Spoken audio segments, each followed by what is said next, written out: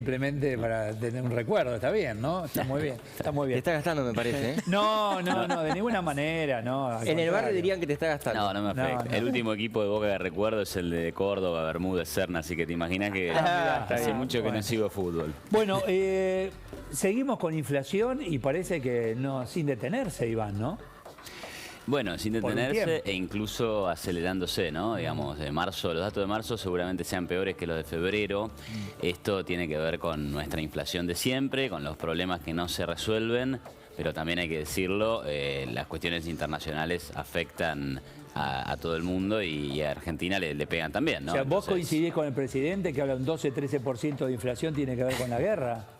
¿Cómo? El presidente dijo un 12-13% de la inflación que sufrimos tiene que ver con la guerra. Ah, bueno. Pero sí. yo digo, sí, el mundo también. Y sin embargo, Brasil tiene un 6% No, anual. por eso. Las proporciones pueden llegar a ser muy distintas, claro. ¿no? Pero sin duda que hay una enorme porción de la inflación argentina que tiene que ver con el déficit fiscal financiado con emisión monetaria, que hace 15 años Argentina tiene una inflación de 2 dígitos, estamos en el top 5 mundial de inflación en los últimos 10 años, y bueno, tenés 2 meses puntuales, que son febrero, marzo, tal vez abril, en donde vas a tener una suba de precios ligada a Y mira, temas ya hoy internacionales. tenemos, a partir de este mes de abril, tenés prepaga, tenemos expensas, personal doméstico, bueno, ya tenés nuevamente inflación. A ver, y venimos con arrastre de los primeros meses de este año. Sí, todos esos aumentos, Sí. sin embargo, son el resultado de la inflación, ¿no? O sea, al final es, bueno, el huevo y la gallina, pero Sí. como hay inflación, pero el gobierno dice, no, estos precios, estos sectores los regulo, entonces tarde o temprano dice, bueno, acepto este aumento. Entonces al final eso va corriendo detrás, pero en ese mes donde ocurre, te va a pegar en el índice de inflación. La solución a la inflación, ¿quién la tiene que traer? ¿Es un tema del privado? ¿Es un tema de quienes llevan adelante las políticas económicas? ¿O es un tema del Banco Central? Mirá, ¿O es un mix? el sector privado, Sí. más concentrado, menos concentrado, un poco más competitivo y demás, funciona en todos los países de Occidente, funciona desde Estados Unidos hasta Chile, de la misma forma, con la misma codicia, con las mismas ganas de vender, con la misma ganas de ganar plata, ¿no? El único país, los únicos 2 países que por los últimos 15 años destruyeron el poder adquisitivo de su moneda han sido Argentina y Venezuela. O sea, acusar a los empresarios directamente está negado O contra sea la que realidad, cuando te ¿no? dice Feletti, milagros no puedo hacer, no es cuestión de hacer milagros, sino de ponerse a trabajar en la solución, Si ¿no? Feletti, desde la Secretaría de Comercio, pudiera terminar con la inflación, habría hecho un milagro. ¿Por qué? Porque ningún país del planeta, es más, creo que ni en Marte pasa esto, la Secretaría de Comercio puede terminar con la inflación. En la medida que vos tenés un déficit fiscal que se financia con emisión monetaria, entonces lo que pasa es que sobran pesos en la economía y cuando sobran pesos, el valor de cada peso cae. Esto es Y lo que como vemos en la cuando inflación. vendés, ahí vemos mercadería, qué sé yo, si yo tengo una frutería, verdulería llena de tomate, solo vende tomate, vamos nosotros 3 a comprar tomate, buen precio.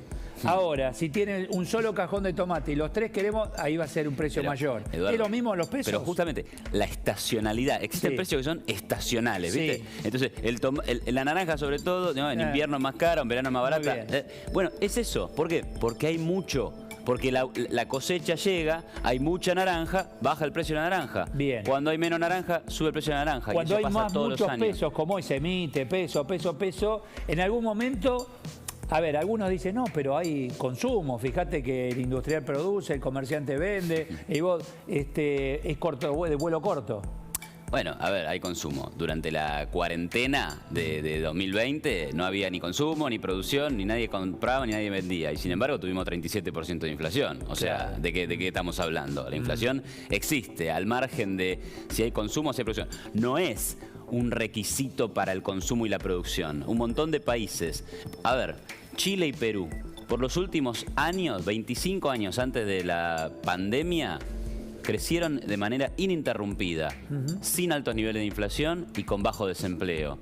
Ya está, digamos. Es claro que la inflación es un problema, un mal y que daña la economía y que no es ningún requisito de nada. Se hace el planteo de dolarizar la economía argentina, esto significa no convertibilidad, eso es otra cosa. Es decir, desaparecen todos los pesos y aparecen dólares. Entonces nosotros nos vamos a regir por la Reserva Federal de los Estados Unidos, dólares.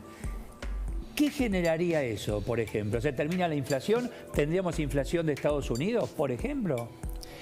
Bueno, Porque es su moneda. la evidencia internacional muestra que algo de eso que decís efectivamente pasa, ¿no? O sea, Ecuador tuvo un pico de 100% de inflación en el año 99-2000, luego dolariza su economía y muy rápidamente bajó sus niveles de inflación y ha tenido inflaciones de 2%, del 1% y del 0% por los últimos 20 años desde que es un país dolarizado. Otros ejemplos, ¿no? Digamos, perdóname, y a ver, el empresario va a recibir dólares porque vende sus vasos y se lo pagan en dólares, entonces a vos que sos el operario te pagan dólares y vos pagás el alquiler en dólares y Totalmente. la luz y el gas, es eso. Totalmente, o sea, todos los precios de la economía empiezan a expresarse en dólares, los salarios, la moneda que circula en el país es el dólar. Básicamente hay un proceso mediante el cual hay una ventana de tiempo donde todos los pesos vamos a ir al banco, los vamos a cambiar por dólares, o no los cambiaremos, o en nuestras cuentas bancarias aparecerá ya no más pesos, sino una expresión en dólares, a algún tipo de cambio. Ese debate no es sencillo, pero no es nada que no se pueda solucionar. Porque el otro día escuchaba colegas tuyos que decían, mira, el fondo hoy te prestó 40.000, serán 80, 90.000 millones, tomá, y se empiezan a acomodar los melones. A ver, no, tampoco es que vos necesitas 40.000 millones de dólares extra para dolarizar la economía. ¿Y dónde empieza? ¿Sacás del colchón? A ver, los y pesos, esto es un poco, los pesos son una deuda del Banco Central. Bien. Entonces, contablemente es un pasivo. Y del otro lado hay activos. Sí. Parte de los activos son las reservas en dólares contantes y sonantes que tiene el Banco Central, que sabemos que no son muy abundantes. Pero también hay títulos públicos, ¿sí? O sea, deuda del gobierno, sí, que el Banco Central debería cotizarla en dólares y obtener los dólares como para rescatar su pasivo. Bien, entonces, bien. Ir mechando cada peso con cada dólar que pueda obtener de sus reservas y de otra parte de su activo, ¿no? O sea, de los títulos públicos. Entonces, es un tema. Podría haber un objetivo de tipo de cambio. Es decir, por ejemplo, vos decís, quiero dolarizar a 200 pesos. Sería razonable porque es el tipo de cambio de mercado. Sí. Entonces vas a tener que pensar, bueno, ¿cuántos dólares tengo que conseguir para rescatar todos los pesos que andan dando vuelta? Ahí está. No es una locura. Ha pasado. Dada la circunstancia, además, ¿no? Dada la realidad argentina. Mira, el debate es súper interesante, pero España, Portugal, son países europeos, ¿no? Sí, para no pensar que es una locura la propuesta. Sí. No dolarizaron su economía, pero abandonaron su moneda. Y España tenía la peseta. Al euro. Exacto, Italia tenía la libra. El Banco Central Europeo es un banco central en donde cada país no tiene una influencia muy fuerte, ¿no? O sea, el legislador español no define la política monetaria del Banco Central. Entonces acá lo que se quiere hacer cuando se quiere dolarizar es decir, el legislador argentino, el funcionario argentino, no decide la política monetaria. Ahí está. Y cuando la decidió, los últimos 60, 70 años de historia, acá estamos. Claro. Altísimos niveles de inflación y problemas monetarios de larga data. Yo sé que imagino que con el dólar, la economía dolarizada, se terminó el juego político también. ¿Se terminaron los regalitos? ¿Terminó o no? A ver, creo que eso es pedirle mucho a la dolarización. ¿Pero cómo lo van a hacer? Vos le vas a cortar una fuente de financiamiento al Estado. Dejan de emitir. Por eso. Se terminó la emisión. Claro, pero esa es una fuente de financiamiento del Estado. Después la otra es los impuestos. O sea, es decir que puede que si no tienen plata nos van a subir la presión tributaria y eso daña la capacidad productiva del país. O la deuda. Claro, y algo que pasó en Ecuador, en el mismo momento en el que tuvimos la crisis de Macri, digamos, fue que Ecuador también enfrentó una crisis de deuda, también fue al Fondo Monetario Internacional y también encontró dificultades para que su economía crezca, ¿no? Entonces, no todo se resuelve con una buena política monetaria. Pero no deja de ser un debate interesante. Iván, gracias por la visita. Muchas gracias. Gracias. Urgente, atención, porque nos vamos a esta hora de la mañana al encuentro de uno de nuestros